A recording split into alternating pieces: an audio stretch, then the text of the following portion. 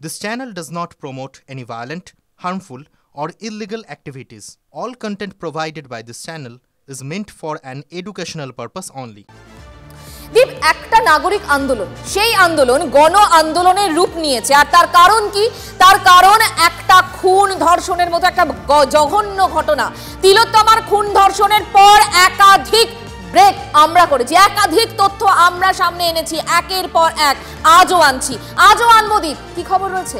প্রিয়গোপাল বিশুইর নতুন শোরুম আপনাদের কাছেই, বেহালায় 14 নম্বর বাস স্ট্যান্ডের বিপরীতে। আমাদের এই নতুন শোরুমে আপনাদের সকলকে জানাই সাদর আমন্ত্রণ। দেখো, আজ তিলোত্তমা কাণ্ডের সব থেকে বড় ব্রেক আবার করবে TV9 বাংলার ঠিক দুপুর 12টার প্রেস কর্নারে। আজ তিলোত্তমার তদন্তের 10ম বড় পর্ব আমরা রিভিল করব। কি ঘটেছিল তিলোত্তমার সঙ্গে অভিশপ্ত সেই রাতে, যে তথ্য এখনো পর্যন্ত কেউ সামনে আনেনি, সেই তথ্য আজ সামনে আনবে TV9 বাংলা। তিলোত্তমা কাণ্ডে TV9 বাংলার আরো একটা মোড় ঘোরানো এক্সক্লুসিভ। TV9 বাংলায় মুখ খুললেন ঘটনার রাতে চিকিৎসাধীন এক রোগীর পরিবার।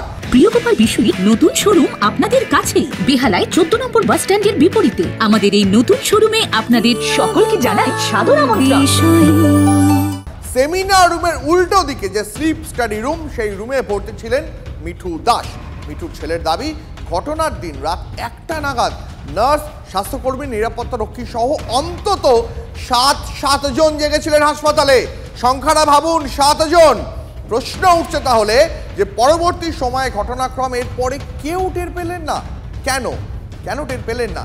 এই নিয়েই আজকে আমাদের তিলোত্তমা তদন্তের আরো একটা বড় খোলসা করার কাজ, 10ম পর্ব। তিলোত্তমার খুন ও ধর্ষণের রাতে আরজিকর মেডিকেল কলেজের সেমিনার কক্ষ চত্বরে ঠিক কী ঘটেছিল এখনো পর্যন্ত সেই ধোঁয়াশা স্পষ্ট হয়নি। সেদিন সেই রাতে সেমিনার কক্ষের ঠিক উল্টো দিকেই যে স্লিপ স্টাডি রুম রয়েছে, সেই স্লিপ স্টাডি রুমে যে পেশেন্ট চিকিৎসারত ছিলেন তিনি TV9 বাংলায় এই মুহূর্তে মিঠু দাস। মিঠু দাসের স্লিপ অ্যাপনিয়ার সমস্যা রয়েছে, সেই জন্য তাকে সেদিন ভর্তি করানো হয় এবং সেই রাতেই তার যে ঘুমের যে পরীক্ষা, যেটা স্লিপ স্টাডি বলে বা পলিসোনোগ্রাফি বলেন চিকিৎসকেরা, সেই পরীক্ষা হয়েছিল। মিঠু দাসের ছেলে সায়নও আমাদের সঙ্গে রয়েছেন। এই পরীক্ষাটা কখন থেকে শুরু হয় এবং কিভাবে গোটা প্রক্রিয়াটা হলো? তখন বলেছিল যে আমি স্যার পরীক্ষা তাহলে কটার থেকে হবে। স্যার বলেছিল পরীক্ষা আপনার মাপ তো যেখানে বসে যেখানেই সই ঘুমিয়ে পড়ে, তাহলে অসুবিধা হবে না, আপনি সন্ধ্যেবেলার থেকে পরীক্ষাটা করবো 6টার পরের থেকে। 6:50 নাগাদ থেকে পরীক্ষাটা চালু হয়েছে। মা শুয়ে পড়লেন, ডাক্তারবাবু মেশিনপত্র লাগিয়ে দিয়ে বললেন যে এই এরমভাবে মেশিন চলবে, তোমার কিছু করার নেই, তুমি শুধু এখানে বসো। মা যদি নড়াচড়া করে যদি মেশিনপত্র খুলে যায় তাহলে আমাকে ফোন করো, আমি এসে মেশিনপত্র আবার ঠিক করে দিয়ে যাবো। 12:15 বাজতে আমি স্যারকে ফোন করি, স্যার ফোন রিসিভ করেননি। 2-3বার ফোন করি, একটাও রিসিভ করেননি। তারপরে ডাক্তারবাবু উনি 12:30 নাগাদ চলে আসেন। চলে এসে মা লাইট অন করে মাকে জাগিয়ে নিজেই চলে আসেন? হ্যাঁ, উনি নিজেই চলে আসেন 12:30 নাগাদ। এসে উনি মার মেশিনপত্র খুলে দিতে আমি মাকে নিয়ে মার বেড নাম্বার P9 ওখানে বেডে দিয়ে আমি আমার পোস্টে চলে যাই। 12:15টার সময় 3বার ফোন করেছিল, একবারও রিসিভ করেন না, একবারও উনি রিসিভ করেননি। 12:40-45 12:45 নাগাদ মাকে নিয়ে আমি বেরিয়ে আসি। এই তুমি যখন বেরিয়ে এলে, ঠিক স্লিপ স্টাডি রুমের উল্টো দিকে সেমিনার রুম, সেই সেমিনার রুমের ছবিটা কেমন ছিল? দরজা বন্ধ, ফাঁকা, একদম ফাঁকা, ওখানে কেউ নেই। আর বেরিয়ে এসে সিস্টার দিদিরা বসে আছে, 2জন সিস্টার দিদি বসেছিলেন। আর আমার ওই স্লিপ স্টাডি রুমের পাশেই ICU রুম আছে, চেস্ট ডিপার্টমেন্ট, ওখানে ভিতরে হয়তো লোক ছিল, ওটাও দরজা বন্ধ করাই ছিল, এছাড়া কিছু ছিল কেন, মানে কি করে ধারণা হচ্ছে তোমার? ওখানে যতক্ষণ মাকে নিয়ে আমি পেশেন্টের ওখানে ছিলাম, ওখানে যে ওয়ার্ড যারা মেল একজন সিস্টার আর যারা ওয়ার্ডের কাজ করে, এনারা ওই চেয়ারে বসেছিলেন। কোন জায়গাটায়? ওই ICU যেটা আছে, চেস্ট ICU। মাকে নিয়ে যখন ওয়ার্ডের দিকে যাচ্ছিল তখন কেউ জিজ্ঞেস করেছিল কি কোনো কথা হয়েছে? হ্যাঁ, মাকে নিয়ে যখন ওয়ার্ডের দিকে যাই তখন 2 সিস্টার দিদি বসেছিলেন, 2জন। ওনারা জিজ্ঞাসা করলেন যে আপনি এদিকে কোথায় ছিলেন, মানে আমি তো টোটালি বেরোইনি, উনি আমাকে দেখেওনি। এবার যখন আমি 12:30 নাগাদ মাকে নিয়ে বেরোই তখন এই সিস্টার দিদিরা জিজ্ঞাসা করলেন যে এদিকে কোথায় ছিলেন। যে ম্যাম, আমার মা ভর্তি ছিল, ওনার এই পলিসোনোগ্রাফি স্লিপ স্টাডি একটা পরীক্ষা ছিল, ওই ডক্টর অর্ক সেন পরীক্ষাটা করাচ্ছিলেন। ওনারা বললেন ও আচ্ছা, ঠিক আছে যাও। P9 বেড নাম্বারটা জিজ্ঞাসা করে নিলে কত নাম্বার বেড, আমি P9 বেড নাম্বারে আছে। ওখানে পুরো ইয়েটা রুমটা কি মানে কোনো বহিরাগত বা কাউকে দেখেছিল? না না না, ওই টাইমে কাউকে দেখিনি না। ওখানকার স্টাফ, সিস্টার দিদি আর আমি আর মা ছিলাম। ওইখানে লিফটের ওখানে যে সিকিউরিটি গার্ড তারা ছিল, একজন বসেছিল, একজনকে আমি দেখেছিলাম। কি করছিলেন? বসেছিল, চেয়ারে বসেছিল। উনি আবার জিজ্ঞাসা করলেন যে সায়ন হয়ে গেছে? হ্যাঁ দাদা হয়ে গেছে, আমি চলে যাচ্ছি। মাকে বেডে দিয়ে দিয়েছি, আমি চলে যাচ্ছি। মধ্যিখানে স্লিপ স্টাডি চলাকালীন আপনার একজন, ওনাদেরই একজন ইউনিটের ডক্টর এসেছিলেন। আর অন্ধকার, ঘর অন্ধকার থাকার কারণে অতটা মুখটা দেখা যায়নি। পুরুষ না মহিলা? পুরুষ। কোনো মহিলা ডক্টরকে তুমি সেদিন দেখো? ডক্টরকে ওদিন আমি দেখিনি। কোনো ইন্টার্ন না আসেনি? না, শুধু ডক্টর অর্ক সেন এসেছিলেন আর আরেকজন ডক্টর এসেছিলেন, চেস্টারি ডক্টর। উনি অর্ক স্যারের খোঁজেই এসেছিলেন। যে উনি দরজা খুলে বললেন যে দাদা এটা কি আপনাদের রুম দিয়ে দিয়েছে? আমি না না স্যার, এখানে আমার মায়ের পরীক্ষা হচ্ছে, ওই জন্য এই ঘরে পরীক্ষাটা করাচ্ছেন স্যার, ডক্টর অর্ক স্যার। তো উনি আবার জিজ্ঞাসা করলেন যে অর্কদা কোথায়? আমি স্যার তা তো বলতে পারবো না, উনি আমাকে জাস্ট বললেন যে আমার কোনো অসুবিধা হলে আমাকে ফোন করে নিতে। তো উনি বললেন ও আচ্ছা আচ্ছা ঠিক আছে। উনি চেস্টের ডক্টর কী করে জানলেন? উনি চেস্ট ডিপার্টমেন্টেরই ডক্টর মনে হচ্ছে আমার। কেন সেটা তোমার মনে হচ্ছে? কেন বলতে, উনিকে যেদিন অর্ক স্যার ওনা তো ছিলেন ওখানে সিজিওতে, উনি ওখানে ছিলেন, ওই ডক্টর উনি ওখানে ছিলেন। স্টাডি সাধারণত রাতে হওয়ার কথা। মিঠু দাসের ক্ষেত্রে হয়েছিল সন্ধ্যা 6:30 থেকে রাত 12:30 পর্যন্ত। তারপর মাকে ওয়ার্ডে রেখে আসার যে সময়টা, আরও আধ ঘন্টা সময় লেগেছে। এই পুরো সময়ে ওয়ার্ডের ভেতরে রোগীর পরিজনেরা জেগেছিলেন।